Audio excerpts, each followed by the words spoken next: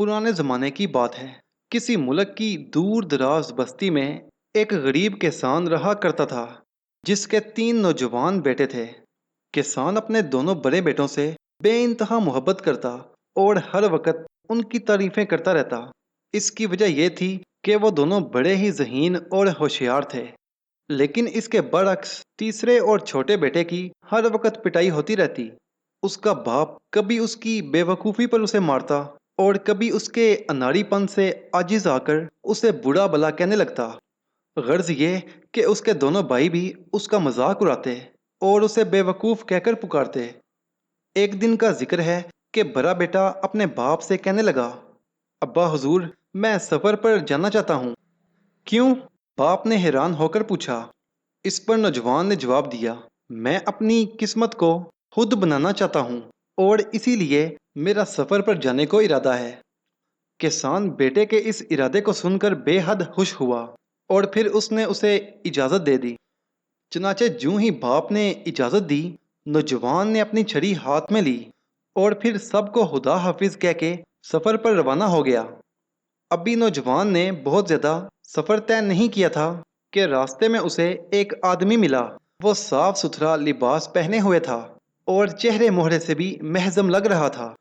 उसने नौजवान को जाते हुए देखा तो नौजवान से पूछा, ए नौजवान, तुम कहाँ जा रहे हो? जवाब में नौजवान ने उसे बताया, हजूरे वाला, मैं अपनी किस्मत को खुद बनाने के लिए निकला हूँ। मैं इसीलिए सफ़र पर जा रहा हूँ। नौजवान ने इतना ही कहा और कदम आगे बढ़ाने ही वाला था कि वो आदमी बोला, ज़रा ठहरो, मेरी बात तो सुनो। नौजवान रुकते हुए उसकी तरफ मुतवज्जा हुआ तो उसने कहा, नौजवान, तुम्हें सफ़र पर जाने की कोई ज़रूरत नहीं है। तुम अपनी किस्मत यहीं और इसी वक्त बना सकते हो। अरे वो कैसे?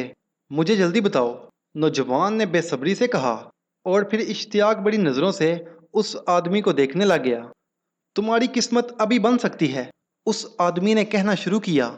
मुझे बताओ, तुम क्या चाहते हो? सोना चाहते हो या चांदी चाहते हो या फिर कोई फ़न सीखना चाहते हो?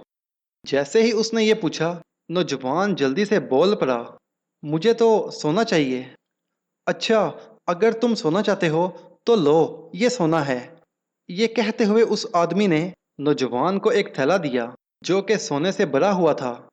नौजवान तो सोने का थैला देखकर इस कदर खुश हुआ कि उस आदमी का शुक्रिया अदा करना भी भूल गया और वो थैला उठाकर जल्दी जल्दी अपने घर की तरफ वापस चल पड़ा। इस तरह जब वो अपने घर पहुंचा और अपने बाप को सोने से भरा हुआ थैला दिया तो वो भी खुशी से दीवाना सा हो गया। उसने खुश होते हुए कहा, देखो, मैं ना कहता था कि मेरा ये बेटा बड़ा होशियार और ज़हीन है। अब तो किसान अपने बड़े बेटे को पहले से भी ज्यादा मोहब्बत करने लगा था। दूसरी तरफ जब मंझले बेटे ने अपने बड़े भाई की दास्तान सुनी तो उसके दिल में भी ख्याल आया कि मुझे भी अपनी किस्मत आजमाने के लिए जाना चाहिए। और फिर हुआ भी यही। एक रोज उसने अपने बाप से कहा, अब्बा जान, मैं भी अपनी किस्मत खुद बनाना चाहता हूँ और इसके लिए मुझे भी सफ़र की इजाज़त दें। किसान ने उसे भी इजाज़त दे दी और वो भी सबको खुदा हाफिज कह के सफ़र पर चल पड़ा। चलने से पहले उसने बड़े भाई से रास्ता दरियाफ्त कर लिया था और वो भी उसी रास्ते पर चला जा रहा था। नौजवान अब भी ज्यादा दूर नहीं गया था कि उसे भी वही आदमी मिला जो उसके बड़े भाई को मिला था। आदमी ने उसे भी जाते हुए देखा तो रोक कर पूछा। नौजवान तो पहले से ही उस आदमी का मुंतजिर था। जल्दी से बोला, मैं अपनी किस्मत अपने हाथों से बनाना चाहता हूँ और मैं इसी वजह से सफ़र पर जा रहा हूँ। लेकिन इसके लिए तुम्हें सफ़र पर जाने की ज़रूरत क्या है? अरे तुम तो अपनी किस्मत यहीं और इसी वक्त बना सकते हो। बताओ, तुम क्या चाहते हो?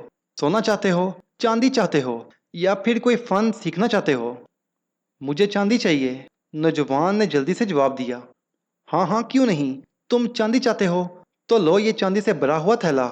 इतना कहकर उस आदमी ने नौजवान को चांदी से भरा हुआ एक थैला दिया। नौजवान ने जल्दी से चांदी से भरा हुआ थैला पकड़ा और उसे कंधे पर रखकर अपने घर की तरफ रवाना हो गया। नौजवान तेज तेज कदम उठाता हुआ अपने घर पहुंच गया। उसने घर जाते ही चांदी से भरा हुआ थैला अपने बाप के सामने रख दिया और कहा, देखो, میں نے بھی اپنی قسمت خود بنائی ہے۔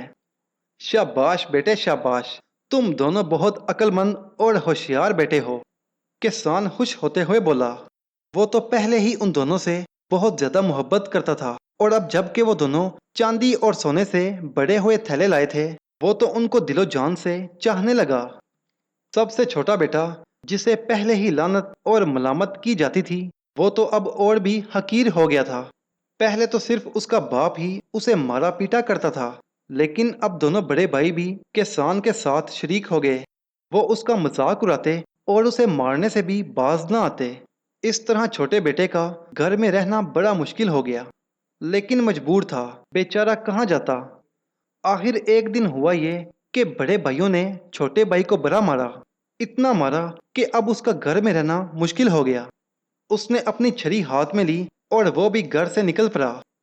کرنا خدا کا ایسا ہوا کہ وہ بھی اسی راستے پر چل پڑا جس راستے پر اس کے دونوں بھائی گئے تھے۔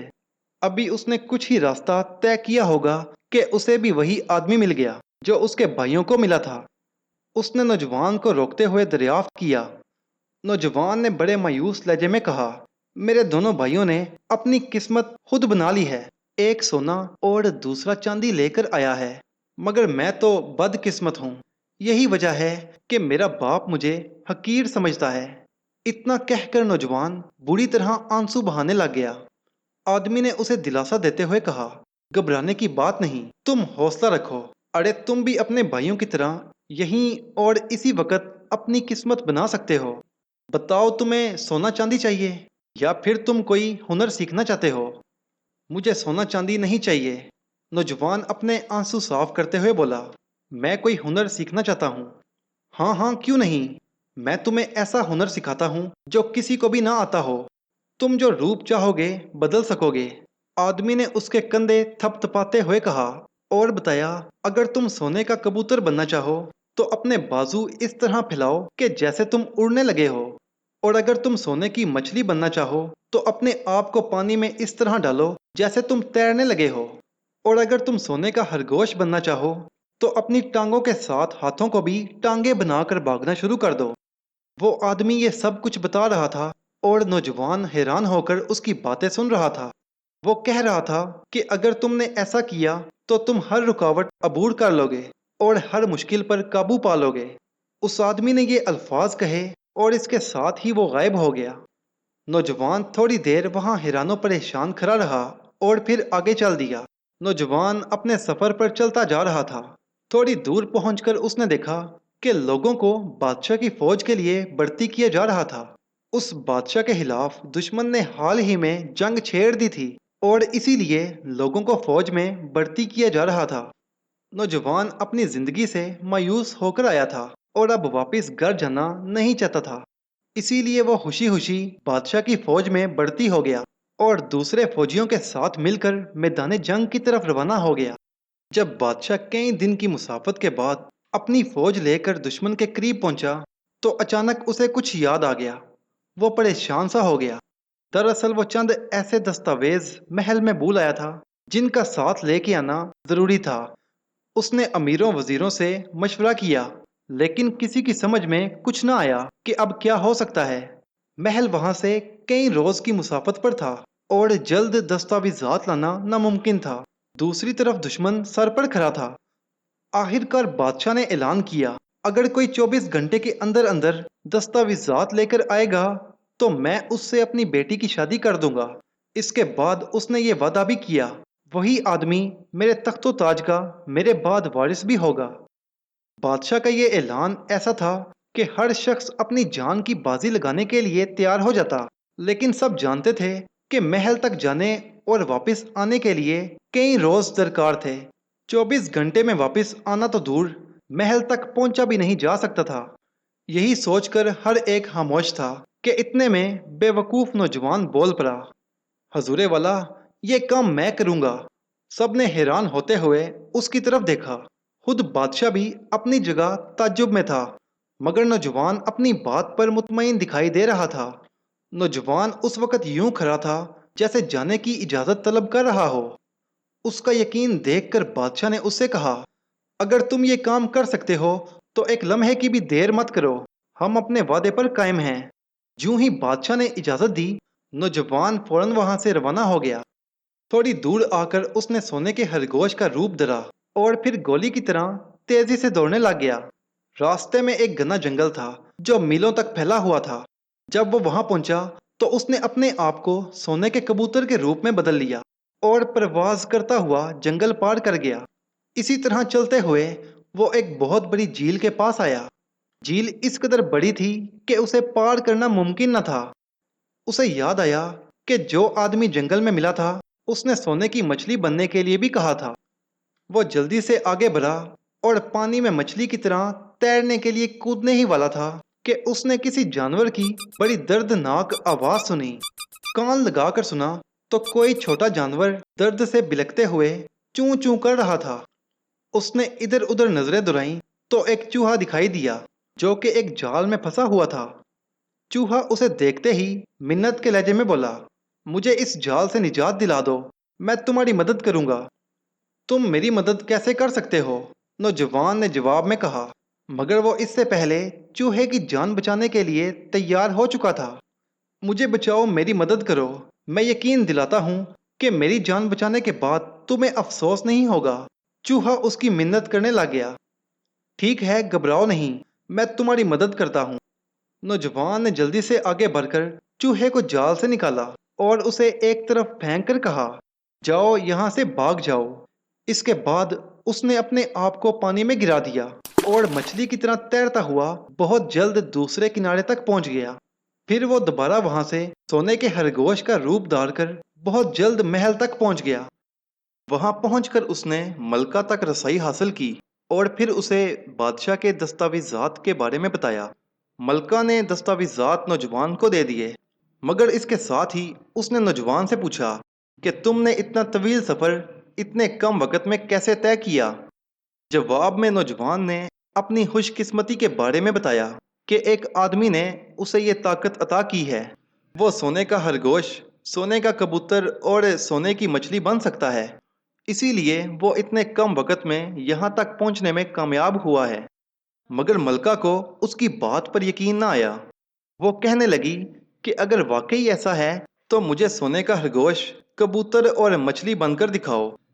نوجوان کو اس بات پر کیا اعتراض ہوتا؟ وہ پہلے سونے کا خرگوش بنا، پھر سونے کا کبوتر بن گیا اور پھر دیکھتے ہی دیکھتے اس نے سونے کی مچھلی کا روپ دھار لیا۔ ملکہ سب کچھ اپنی آنکھوں سے دیکھ رہی تھی اور وہ چاہتی تھی کہ اس کی کوئی نشانی رکھ لے۔ چنانچہ اس نے خرگوش کے بالوں کا گچھا، کبوتر کے 2-3 پر اور مچھلی کے کچھ چھلکے اتار کر اپنے پاس رکھ لیے اور پھر نوجوان کو ایک رومال دیا جو بہت قیمتی تھا، جس پر سونے سے کڑھائی کی گئی تھی۔ پھر اس نے نوجوان سے کہا، اب تم جلد سے جلد بادشاہ کے پاس جاؤ اور یہ دستاویزات اس تک پہنچاؤ۔ نوجوان اسی وقت بادشاہ کی جانب چل دیا۔ واپسی پر اس نے جب جھیل پار کی تو اس وقت وہ بہت تھک چکا تھا۔ اسے بادشاہ کی دی ہوئی مہلت میں چند گھنٹے باقی تھے۔ اس نے سوچا کہ کیوں نہ کچھ دیر آرام کر لوں، پھر دوبارہ سفر کروں گا۔ اس خیال کے آتے ہی وہ جھیل کے کنارے لیٹ گیا اور تھکاوٹ کے مارے لیٹتے ہی اس کی آنکھ لگ گئی۔ جب وہ سویا ہوا تھا تو ایک ڈاکو ادھر سے آ نکلا۔ اس نے دیکھا کہ یہ تو وہی دستاویزات ہیں جو کہ بادشاہ کو چاہیے اور انہیں لانے والے کی شادی بادشاہ کی بیٹی سے کر دی جائے گی۔ یہ دیکھ کر وہ چپکے سے آگے بڑھا اور اس نے وہ دستاویزات نکال لیے، مگر عین اسی وقت نوجوان جاگ گیا۔ ڈاکو نے اسے جاگتے دیکھا تو فوراً اس پر حملہ کر کے اسے ہلاک کر دیا اور پھر دستاویزات لے کر خود بادشاہ کے پاس پہنچ گیا۔ بادشاہ نے دستاویزات دیکھیں تو بے حد خوش ہوا۔ اس خوشی میں وہ یہ بھی بھول گیا کہ دستاویزات لینے کوئی اور گیا تھا اور لے کر کوئی اور آیا ہے۔ اسے تو یہی خوشی کافی تھی کہ دستاویزات آ گئے ہیں۔ اس نے ڈاکو کو شاباشی دیتے ہوئے کہا، ہم تمہاری بہادری سے بے حد خوش ہیں، جنگ ختم ہوتے ہی ہم اپنا وعدہ پورا کریں گے۔ اور پھر ہوا بھی یہی۔ جنگ میں بادشاہ کو فتح ہوئی اور اس نے واپس آ کر اعلان کر دیا، اب ہم اس بہادر نوجوان سے اپنی بیٹی کی شادی کرنا چاہتے ہیں جو دستاویزات لے کر گیا تھا۔ اور پھر دوسرے ہی روز شہزادی کی شادی کی جانے والی تھی۔ اب کہانی ذرا دوسری طرف کی سنیے۔ وہی چوہا جسے نوجوان نے بچایا تھا، جھیل کے کنارے گھومتا ہوا ادھر آ نکلا۔ اس نے دیکھا کہ وہ نوجوان وہاں مرا ہوا تھا جس نے اس کی زندگی بچائی تھی۔ اس نے اپنے تھیلے میں سے ایک چھوٹی سی بانسری نکالی اور اسے بجانا شروع کر دیا۔